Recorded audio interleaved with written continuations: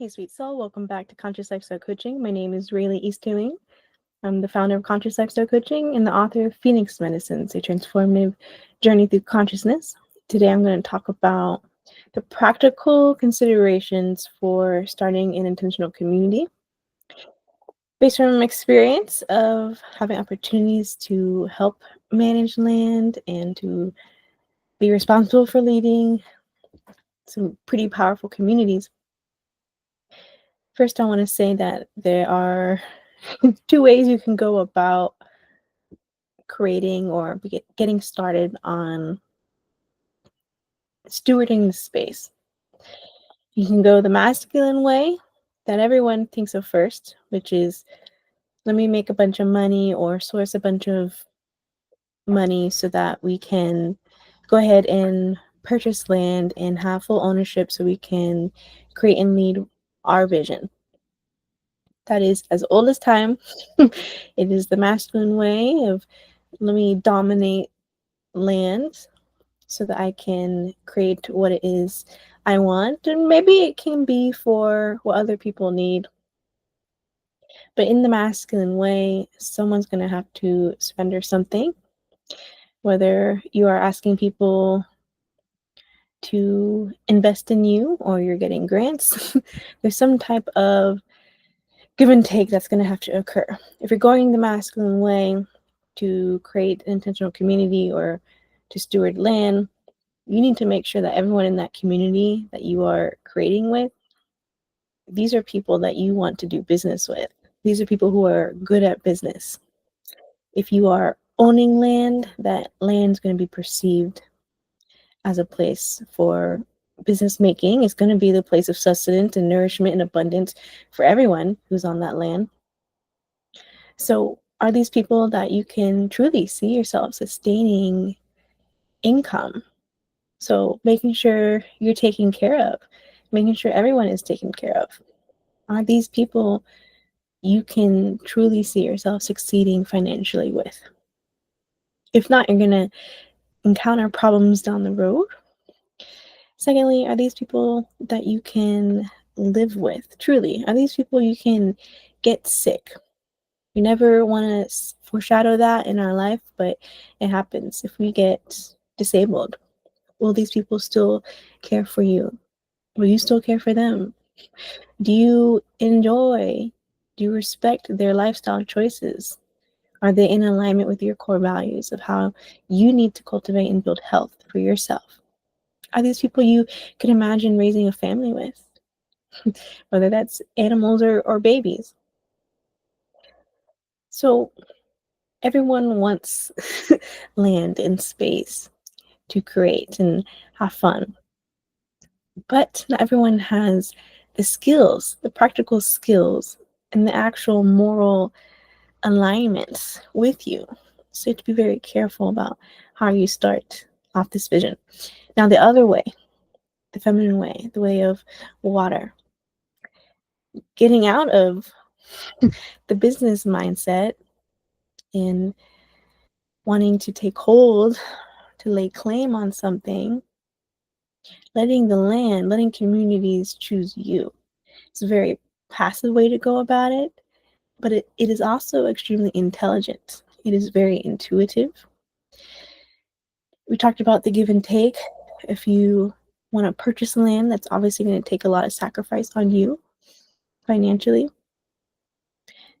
To go the path of the feminine spirit, it also is a very humbling experience because then you're not coming from a place of necessarily financial abundance. It's more of having an open heart. It's more of letting the land choose you. So you have no true desire for what you want. You just want what the universe wants for you. And then you learn later to appreciate and to respect why a specific area, land has chosen your community. The problem with that people can fall into is, oh, I have to save it, which goes back into the masculine energy of wanting to dominate and lead. The feminine just saying, I'm a humble servant to this land. I'm willing to participate in any way I need to participate in. Whatever is needed, I will help. So there's no hierarchy, there's no structure to it. And that can be a very uncomfortable energy to live in if you're really used to a patriarchal, masculine, structured society. A feminine energy based society is going to flow. You're not going to know who is the leader all the time. Everyone has different shared skills. There's different visions and ideas coming through in and out all the time. And you have to be willing and able to thrive in that environment as well. So you have to know what it is you're leaning more into, which comes, if you want the answers to that, the clear answer of which path are you going to take? Are you going to let land choose you one day whenever it happens? And I want to give an example of that real quick. For example, when I wanted to adopt a dog, I really thought I wanted one specific type of animal. I wanted a German Shepherd, or I wanted a black lab. It had to be this old, and I wanted a puppy. And no, when I went to the shelters, different kinds of shelters, and I met all kinds of dogs, my dog chose me. It was just perfect alignment, ready to go home. We just knew. But I believe she really picked me because she wasn't the vision of anything I could have created. And same with being a mother right now. I have no expectations of the gender. I don't want to know the gender until Labor Day. I I I know that, being a mostly interracial couple, we don't know what we're gonna get, and being okay with that. But that's the beautiful design of God, of nature. So looking at it in that perspective. So if you want to be clear of how this vision is going to come to manifestation, right? Going back to your soul mission, which we always talk about, your vision, getting honest with yourself of what it is you are here to master and cultivate with your life. Now, we can be multidimensional, extremely talented, but there's a specific path that you've been guided along your whole life's journey that is in continual development that you have to honor first, before wanting land just to be comfortable, to have the freedom, to have the space, to be able to grow food and be healthy and not have to live in the structures and the cultural paradigms other people live in, even though they hate it. Of course, we all want that. But at the end of the day, first, what is it that God wants, the divine wants with your life? And you have to honor that at all costs. For me, for example, I love farming. I love gardening. I'm very good at it. So I went through different experiences and times in my life having the opportunity to do that for work and to live in communities in that way and to learn so many skills. And every time I kept trying to fit myself, mold myself into that career profession, it never worked out. I would get unhappy, extremely depressed. Things would just break down in my life. And it became very clear to me, especially since I'm embarking on my Saturn return, just turned 28. I can see very clearly what my soul path is, why I'm here on Earth. And I cannot ignore it. I'm not allowed to ignore it anymore. Or I risk living a life that is not true to my soul. It will never truly fulfill me. So I learned to accept I'm a writer, I'm a speaker. Conscious lifestyle coaching is something I'm meant to cultivate and nourish first. It is my ministry. It is like a child to me, caring for this community that I've been building. If I cannot honor this, then I'm not honoring the soul. Even though I really want to be gardening all day, I have to do the work that is going to continue to fulfill me in the long term. And I had to let go and detach from wanting to be a gardener and a farmer. Really, what I wanted is just healing space, time to tune out of the matrix and the rat race, to think for myself, to have time to meditate, to be in the sunshine, to have my hands in the soil, to be around calm people. That's really what I wanted.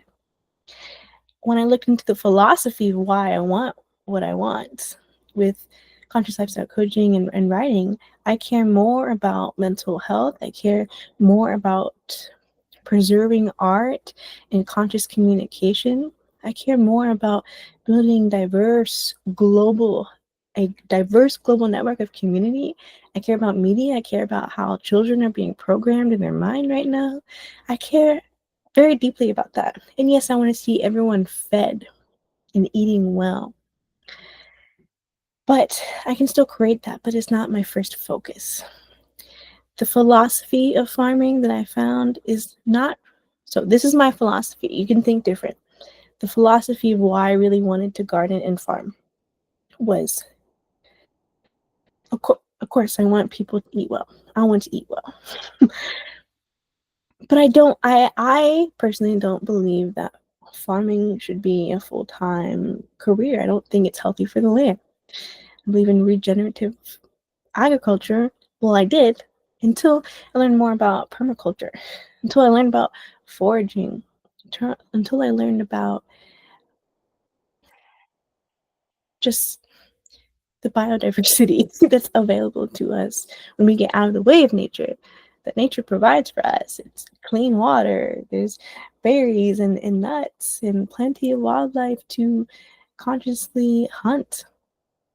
So for me, I don't believe in the philosophy of farming, especially in the Western world.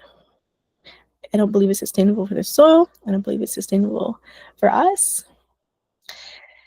And I would like to see more people sustain themselves. I want to see more people start little gardens. And you can do so much with very little space. So if what you want is food sovereignty and the freedom to eat well and to be able to plant whatever you want, you don't have to start an intentional community to do that. You could go the feminine route. The land chooses you, the community chooses you, you're called in, and you have space. And all you need is a little sunlight in some areas, plant some seeds, to grow a couple trees, to have potted plants, to build little gardening, shelving, vertical. So you have so much space. We really have more space. There's no excuse. But we go into the masculine, very wide, abstract thought first, that it makes more sense to buy land before we start farming. But we can start little gardens at home now, no matter if you live in a tiny space. So the philosophy, your own philosophies, your own values, and your vision. What truly is it? And if it's not clear to you, then that's a sign. Maybe let's take this a little bit slower and focus on what you need right now. If you know you need money, okay, go the masculine route. Start building sustainable income for yourself. And then explore, when you're at a stable place, what you're passionate about, what you're gifted at. Explore those things.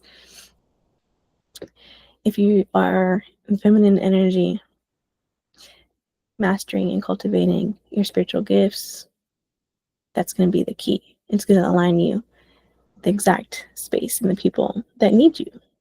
And then a community is built there without all the effort, without the feeling that you have to make a bunch of money and to fight the systems. We don't always have to do that. Sometimes we just have to live more gracefully with ourselves and enjoying the journey every step of the way.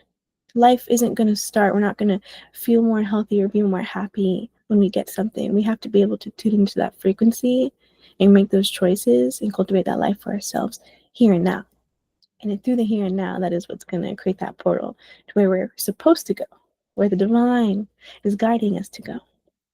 So I pray that this message helps you, and not necessarily because I'm promising you that you're going to get all the land and the money that you want. That's not everyone's calling.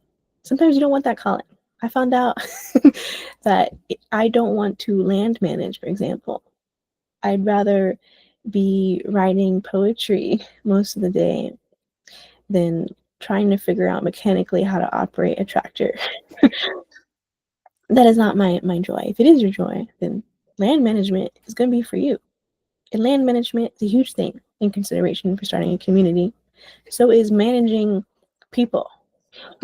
That is another thing I did not enjoy being in stewardship of land. How many relationships I couldn't do both. I couldn't land manage the technical meaning of needs of land management, taking care of the land physically, but also taking care of so many people that inhabit that land. That's two different people. And then when you put business into it, so what is it that is calling to your soul that you really want to spend most of your day doing? Getting out of what you think you need to get there and just the being now. What would you truly enjoy? So I hope this message helps. And if you need more clarity on this path, if we need some actual direct assistance with you as you build, so that's the physical and the masculine, right? Helping you campaign, for example, to get the money that you need, or if you need the spiritual advice, that's what I'm here for. I'll see you in the next video. Peace and love.